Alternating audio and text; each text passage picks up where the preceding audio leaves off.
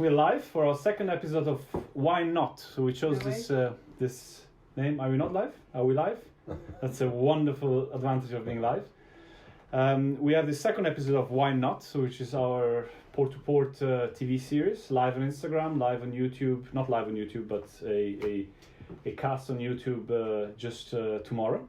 And for the second show, which I might think might well be the best we ever had, I have the incredible pleasure and honor to host Alex Dale, who is proprietor of Radford Wines and Radford Imports, which is one of the leading importers of Burgundy, and not only, we'll find out just now. And Alex, it's such an immense pleasure to have you here for our second episode. Thank you so much. I'm really, truly honored. Great pleasure. And we've been here already for a couple of hours. We had an amazing lunch, and we had to test a few bottles today. But the focus today is about Australia, and it is specifically about Australia's oldest family-owned vineyard, or oldest family-owned brand or group of brands, which is Yalumba and Robert Hill Smith. And we had a newsletter 2 weeks ago about it, and Alex will tell us a little bit about his trip just now, because Australia is an amazing, interesting topic that I think in South Africa is not covered too often and well enough. And first of all, Alex, you are, I think, the leading, or at least one of the leading importers of Burgundy in South Africa. And it's very deep in your DNA. You lived in Burgundy for many years. You're British, but you lived there. So what is your connection to Australia? And because it's quite, I mean, in my ignorance, it's quite distanced from Burgundy as a flavor profile and in terms of wines. But what brings you to Australia? In the 1980s, when I was learning my trade in Burgundy, it was an era where the world of wine had been dominated by France, and Australia single-handedly turned the world of wine on its head. It broke into initially the UK market with these very exciting modern wines, and in the space of a decade had created this new category which was called New World Wines, and did it with brilliance. It was the first time there was varietal-driven wines, consumer-friendly wines, well-packaged, easy-to-understand wines. And California was strong, but mainly in the domestic market. The Aussies really hit the European market, and particularly actually the UK. Yeah. And they transformed the world. They transformed the world of wine forever. So they sparked my interest immediately. And the lead varietal of white was Chardonnay, which was my favourite and remains my favourite varietal in the world. And I've always had a soft spot for Syrah, so predominantly Northern Rhone is what I love. Right. But obviously in Australia, Shiraz is the leading red varietal historically. So there were a lot of things which brought me to it. And my closest friend in Australia, my closest two friends in Australia, in fact both of them I met and became friends with drinking Burgundy. One is Ben Radford, with whom I started Radford Dale. Right. And Robert Hill Smith, who owns Yalumba. He's the 6th generation owner of Yalumba and passionate about Burgundy. He did his internship in Burgundy in Mai Saint-Denis. And we just became friends drinking great wines. And that's how you met. Yeah. And that's what we're drinking as well. So we're starting with a Viognier from the Y series on Yalumba. And obviously all the wines that we feature are available to purchase through our online store. And thanks to Alex that brings them in from all the way from Australia.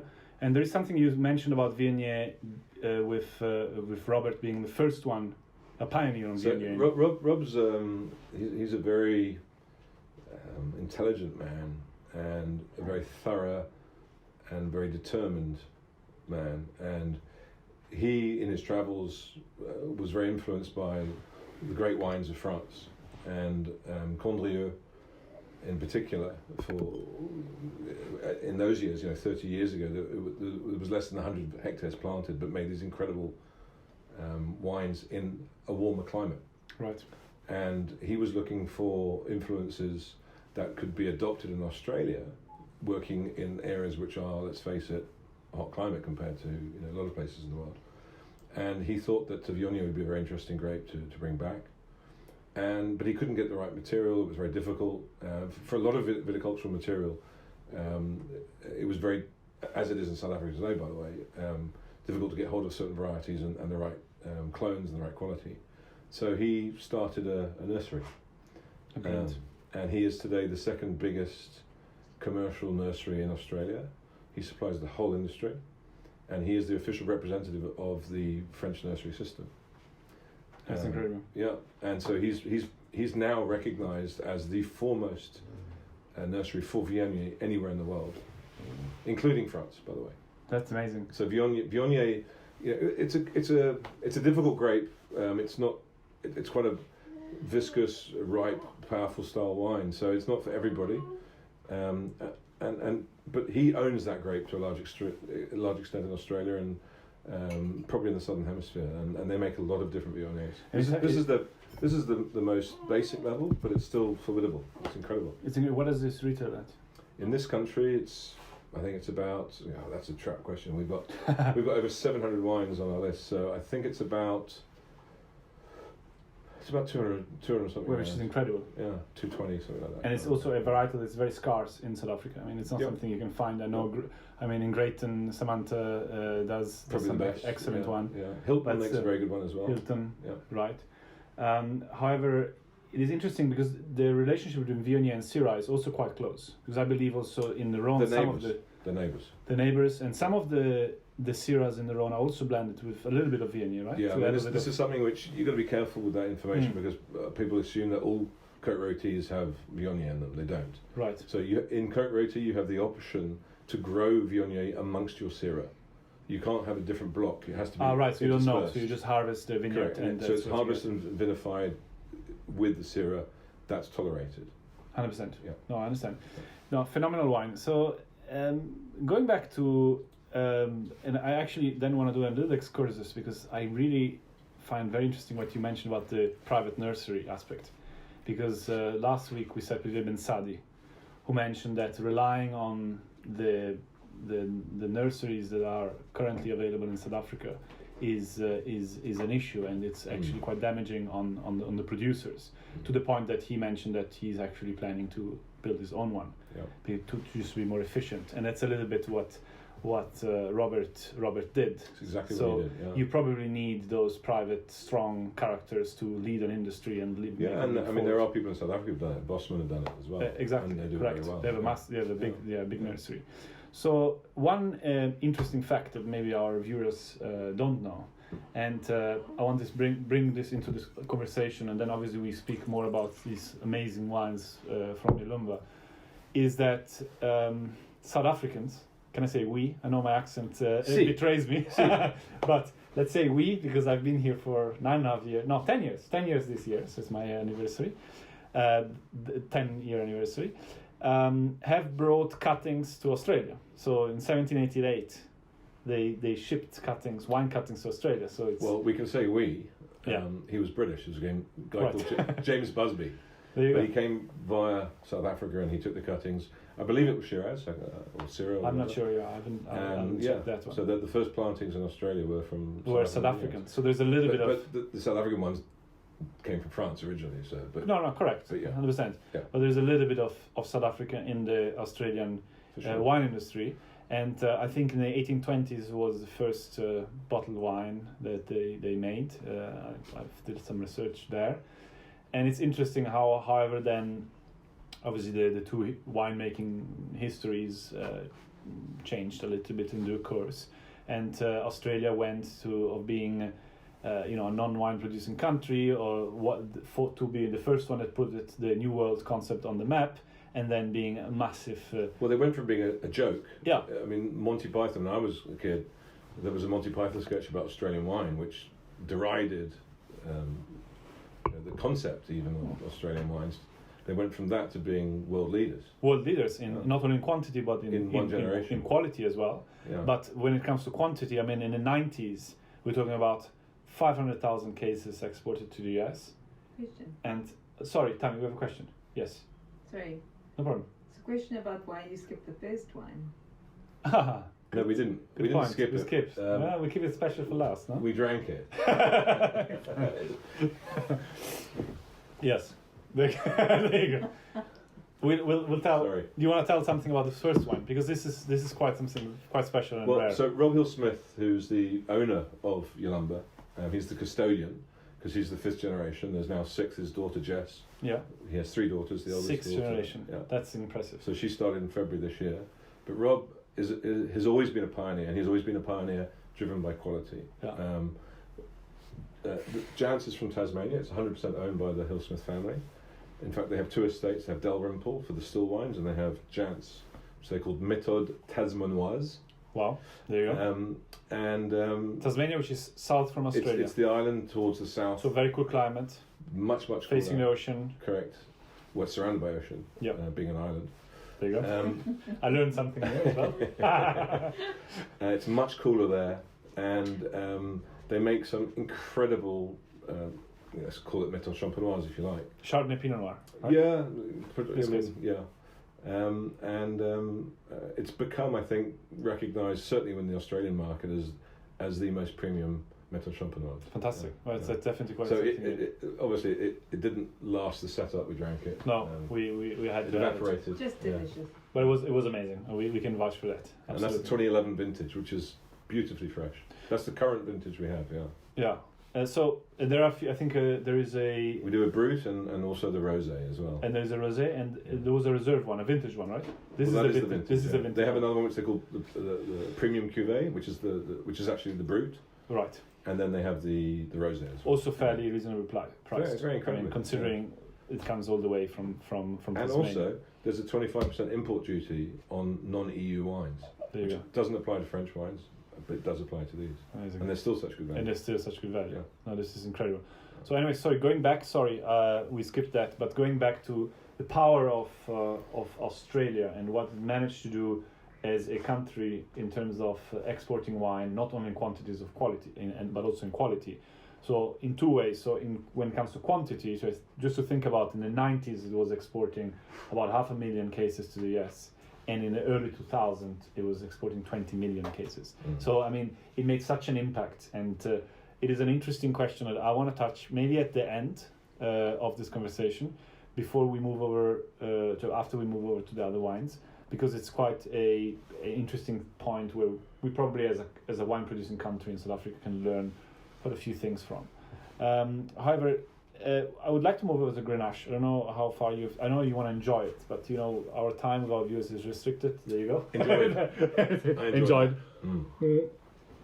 So Grenache is, which we as you can see, we tried this before. We had to see if it was corked. It is not. It's not screwed either. And we had a long conversation with Alex about screw cap and cork, and we're not going to go into that. But as you know, Australia is obviously a big adopter of screw cap, with both on most of, if not all, white wines. Well, Yalumba was the first winery to do a commercial bottling of screw cap in 1976 with its Puseyville Riesling, which is incredibly beautiful wine. And I've had it, and we had it side by side with the same wine under cork, and the cork one was completely oxidized, totally gone, and the screw cap version was still varietal, still tonic, definitely old, but still together. And that's a long time ago.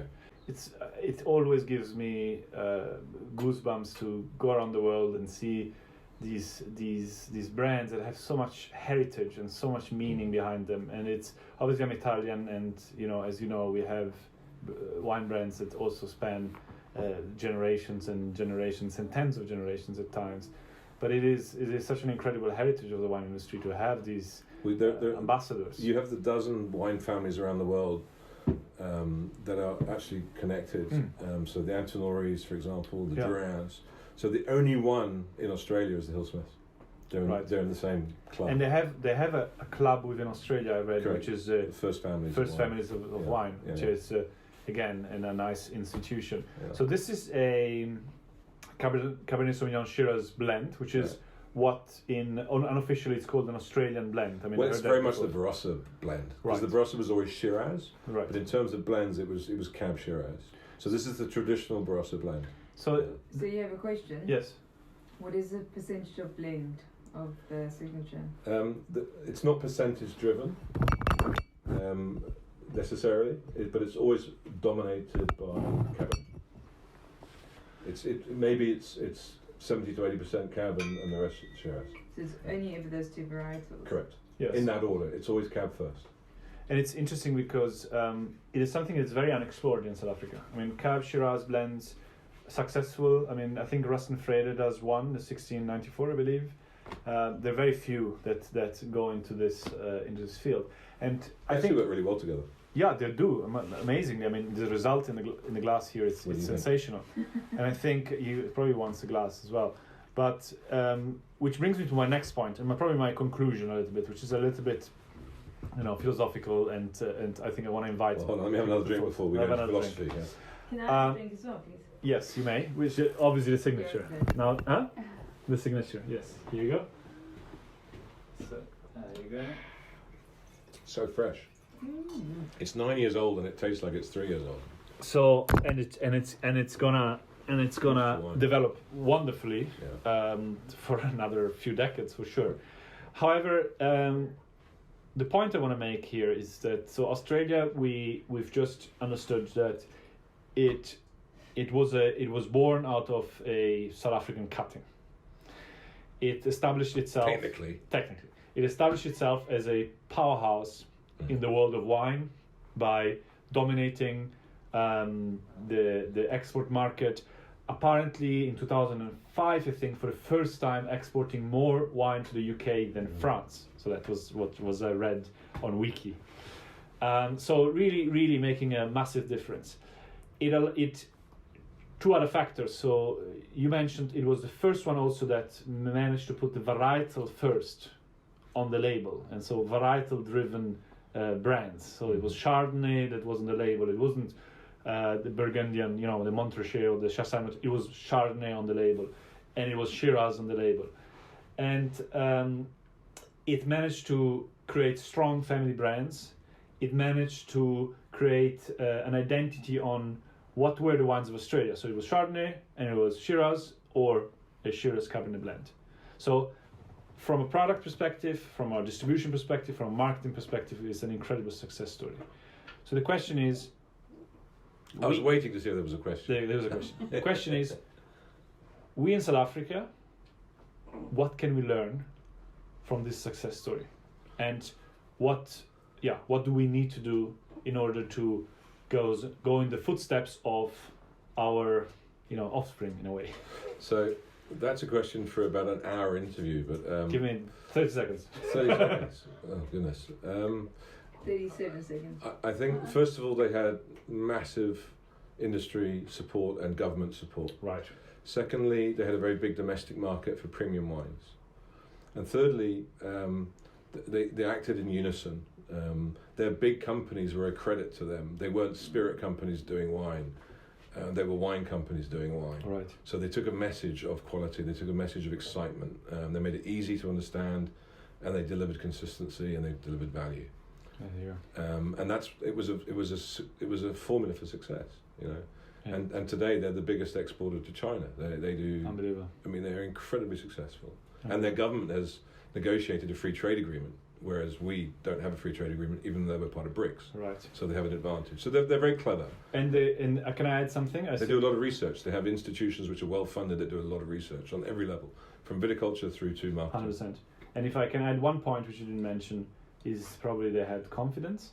For sure. And it's something that the Aussies don't lack confidence. And we lack confidence when it comes to wine. And they're team players, by the way.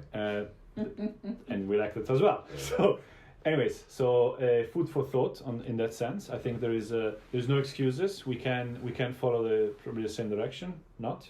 They also made it fun. There you go. So lots of food for thought. It's not about just pretentiousness. Wine sometimes can be a little bit too up its own butt. Yeah, we can swear here. Yeah, somewhere. The Aussies made it fun. They made it enjoyable. And wine's a beverage.